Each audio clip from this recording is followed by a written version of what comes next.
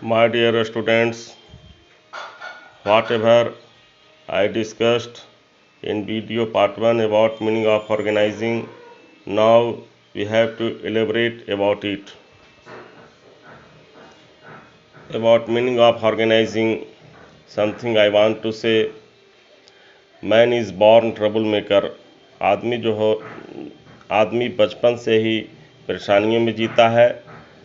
प्रत्येक व्यक्ति जो है एक दूसरे से अलग होता है, वैल्यूज़ के मामले में, बिलीफ्स विश्वास के मामले में, बुद्धि के मामले में, लाइक्स डिसलाइक्स के मामले में, जिसके चलते सभी के व्यक्तियों के बीच में इंटरेस्ट और प्रेफरेंस में भिन्नता होती है।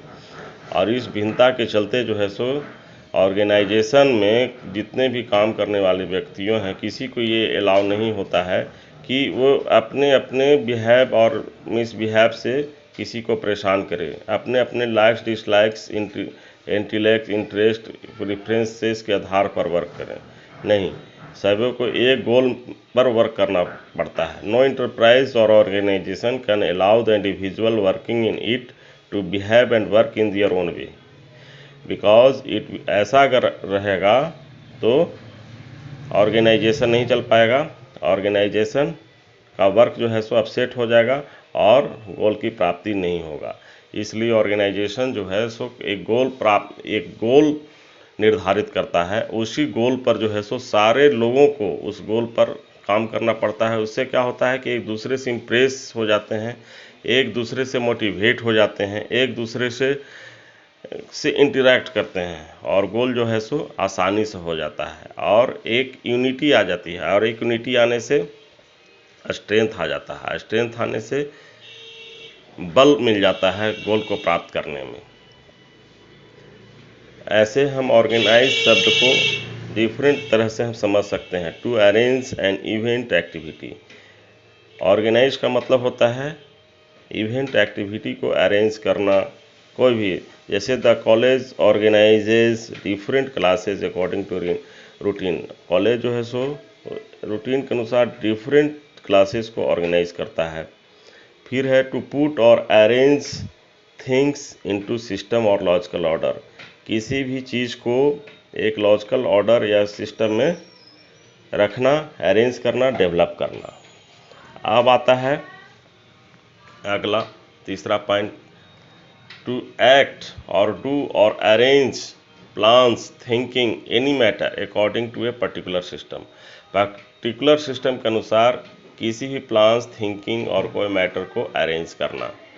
जैसे I am performing to organise my class so that I can teach more efficiently, जैसे मैं अपने क्लास को ऑर्गेनाइज करने के लिए परफॉर्म कर रहा हूँ, कुछ भी कार्य कर रहा हूँ ताकि जो है सो हम बढ़िया से क्लास ले सके, सो that I can teach more efficiently. College जो है, the college is organised into 3 groups and all have own responsibility to achieve the objective of the college। 3 नहीं, यहाँ पर डिफरेंट लिख देना ज़्यादा उचित है। जैसे कॉलेज जो है सो ऑर्गेनाइज हो जाता है डिफरेंट ग्रुप में, है ना, और सबों का अपना अपना रिस्पॉन्सिबिलिटी असाइन कर दिया जाता है कॉलेज के ऑब्जेक्टिव को पूर्ति करने के लिए। तो कॉलेज का ऑब्जेक्टिव क्या होता है? लड़कों को पढ़ाना, लड़कों के पढ़ाई को रूटीन को मेंटेन करना।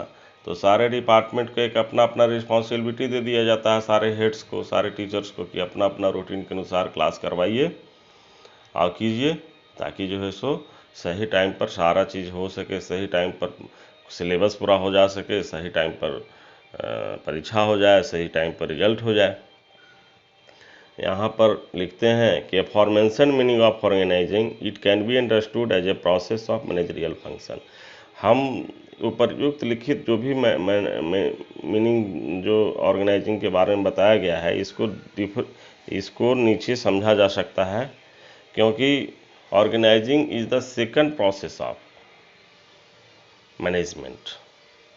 जब प्लानिंग पूरा हो जाता है तो ऑर्गेनाइजिंग का स्टेप आता है।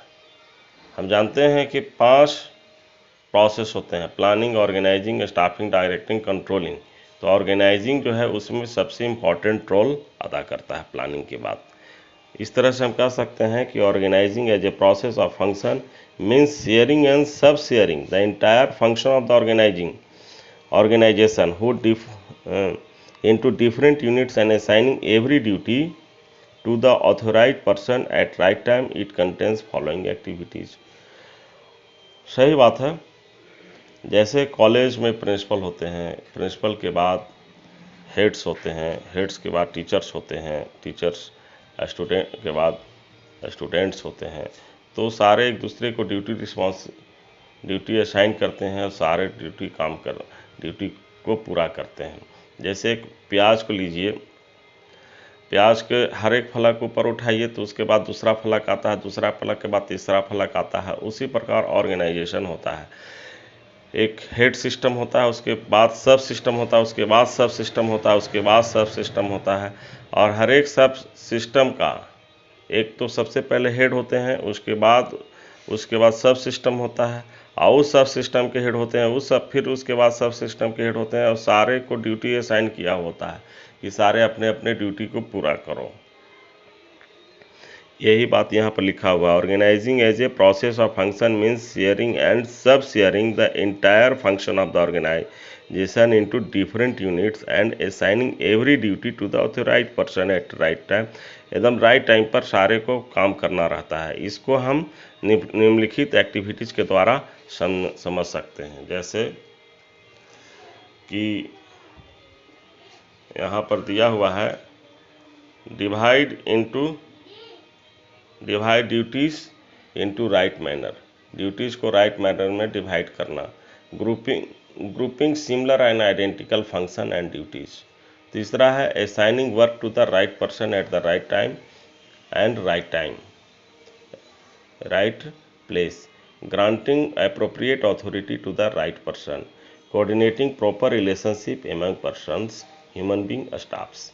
यानी ड्यूटी को डिवाइड करना, यानी डिसेंट्रलाइज करना, division of labour, division of work right manner में, ऐसे नहीं ऐसे वैसे नहीं, राइट मैनर में वर्क को डिवाइड कर देना ऑर्गेनाइजिंग का सबसे पहला ड्यूटी बनता है।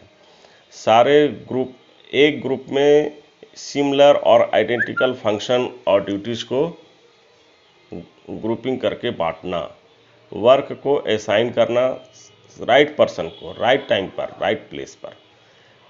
अप्रोप्रिएट अथॉरिटी को ग्रांट करना, किसको? राइट पर्सन को। ऐसे नहीं कि अयोग्य आदमी है और उसको हम ड्यूटी असाइन कर दिए तो वर्क करेगा, नहीं करेगा। सारे रिलेशनशिप को प्रॉपर ढंग से मेंटेन करना, कोऑर्डिनेट करना, किन लोगों के बीच में? ह्यूमन बींग्स, स्टाफ्स, एम्प्लॉइज़ के बीच में, ताकि जो है सो वो ऑर्गेनाइजेशन के ऑब्जेक्टिव को पूर्ति कर सके।